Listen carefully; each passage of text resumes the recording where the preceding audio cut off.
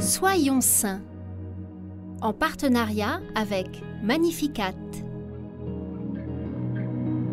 Nous souhaitons une belle fête aux Augustins et aux Augustines. Maria Antonia, béatifiée en 2021, est née en 1875, quelques jours avant la mort de son père. Elle est élevée par sa mère, une humble paysanne qu'elle accompagne pour travailler aux champs. Elles vivent dans une grande pauvreté, marquée par une première maladie à 11 ans. Elle guérit 8 ans plus tard, après avoir prié 5 heures devant les reliques de Saint Bruno. Maria Antonia est une jeune fille dépourvue de culture, mais d'une grande piété, ainsi que d'une simplicité et d'une humilité qui touchent les cœurs. À 21 ans, elle est atteinte d'une nouvelle maladie qui la paralyse.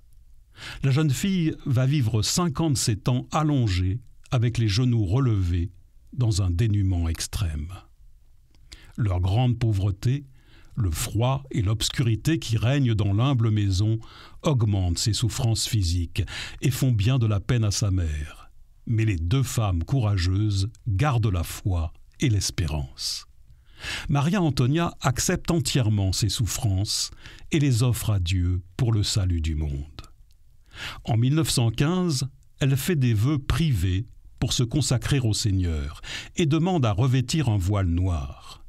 À partir de ce moment, on la surnomme la religieuse de Saint Bruno.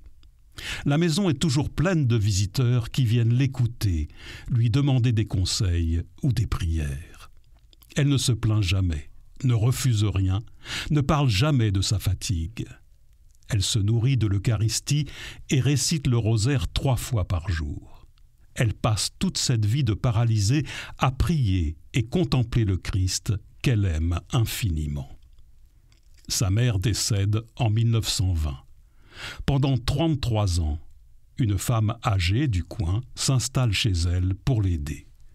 Tous les habitants, le curé et les sœurs du village se relaient pour lui apporter de la nourriture qu'elle préfère partager avec les plus pauvres.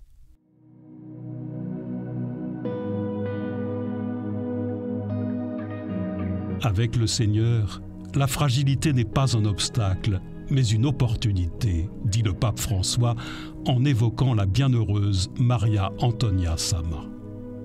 Demandons aujourd'hui à la Vierge Marie une grande grâce, celle de la petitesse, d'être des enfants qui font confiance au Père.